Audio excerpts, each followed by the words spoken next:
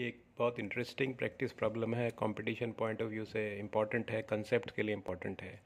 Young's double slit experiment में अगर हम मीडियम डाल दें स्क्रीन और स्लिट्स के बीच में और दोनों के पाथ में ग्लास स्लैब लगा दें जिसकी थिकनेस T1 है एक में और रिफ्रैक्टिव इंडेक्स μ1 है, यहाँ पे T2 है, यहाँ पे μ2 है।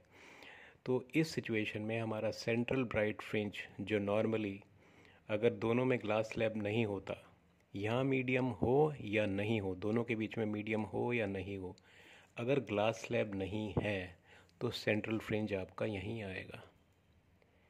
लेकिन अगर ग्लास स्लैब है एक के पाथ में या दोनों के पाथ में और दोनों अगर अलग अलग ग्लास स्लैब हैं तो सेंट्रल ब्राइट फ्रिंज जो है शिफ्ट हो जाएगा, यहाँ पे ना आके या तो ऊपर जाएगा या नीचे जाएगा।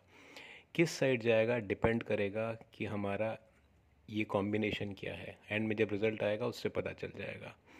ये फ्लूइड डालने से सिर्फ आपका फ्रिंज विड्थ चेंज होता है। अगर ग्लास स्लैब नहीं लगाए हैं, मैं रिपीट कर रहा हूँ, ये डालने से सिर्फ फ्रिंज विड्थ जो है वो चेंज हो जाता है, क्योंकि लेमडा इफेक्टिव जो है लेमडा अपॉन म्यू हो जाता है।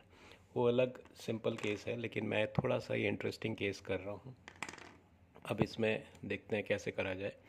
तो पहले बेसिक्स ले लेते हैं। हमें पता है ये जो एंगल है, ये जो एंगल होता है ये थीटा है, और क्योंकि ये डिस्टेंस बहुत बड़ा होता है, कैपिटल डी स्मॉल डी से बहुत बड़ा है, ये स्मॉल डी है दोनों फ्रिंजेस के बीच में डिस्टेंस, तो इसीलिए साइन थीटा को हम टेन थीटा भी लिखते हैं और ये सारे एंगल हम बराबर मानते हैं। ये अजम्पशन है, बाकी लेक्चर में मैंने कवर किया हुआ है।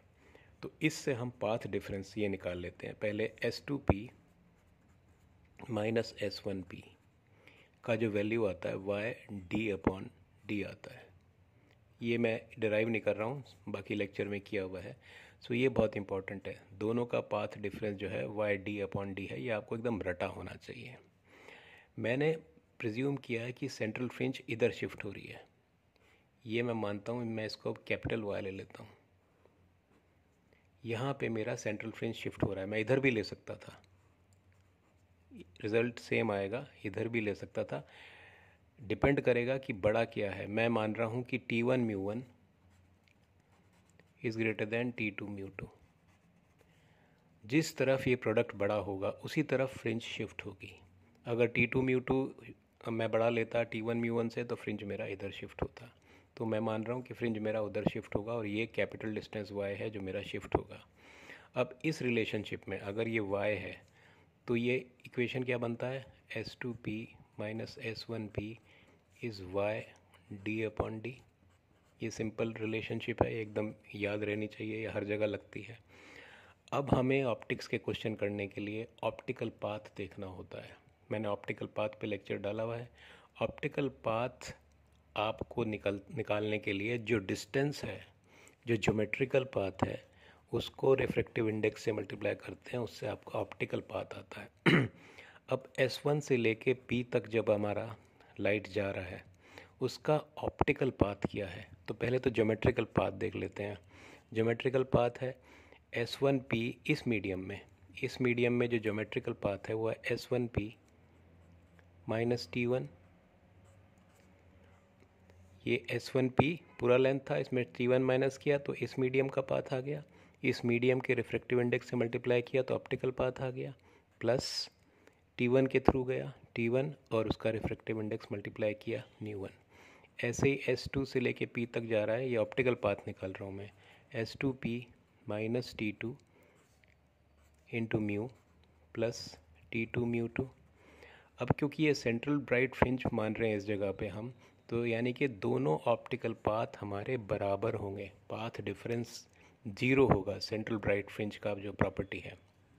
तो ये दोनों बराबर हैं, इनको हम इक्वेट कर लेते हैं। तो S1P into mu minus T1 mu plus T1 μ1 is equal to S2P mu minus T2 mu plus T2 μ2। तो हमारा रिलेशनशिप आया T1 μ1 माइनस T2 μ2, ये आपका plus mu T2 minus T1 is equal to S2P minus S1P into mu. So S2P minus S1P का value हमारा आया T1 mu one minus T2 mu two plus mu times T2 minus T1 upon mu. और ये हमारा value क्या है, y d upon D. So y का value हमारा आया d upon D T1 mu one minus T2 mu two plus mu times T2 minus T1 upon mu. ये हमारा शिफ्ट हुआ सेंट्रल ब्राइट फ्रिंज का डिस्टेंस। ये बहुत कॉम्प्लिकेटेड सा रिज़ल्ट लग रहा है। आप सिंपल जो बुक्स में रिज़ल्ट्स दिए हुए हैं, सपोज़ T1 और T2 बराबर हैं, तो T1 T2 जब बराबर हैं ये एलिमिनेट हो गया, तो इसका रिज़ल्ट आया d upon D T mu one minus mu two upon mu. ये हमारा सेंट्रल ब्राइट फ्रिंज शिफ्ट होगा जब हमारा दोनों ग्लास स्लैब का थिकनेस सेम है लेकिन रिफ्रैक्टिव इंडेक्स अलग है। अगर रिफ्रैक्टिव इंडेक्स भी सेम है और थिकनेस भी अलग है तो ये भी एलिमिनेट हो गया, तो आ जाएगा ज़ीरो। तब हमारा फ्रिंज हमारा शिफ्ट नहीं होगा।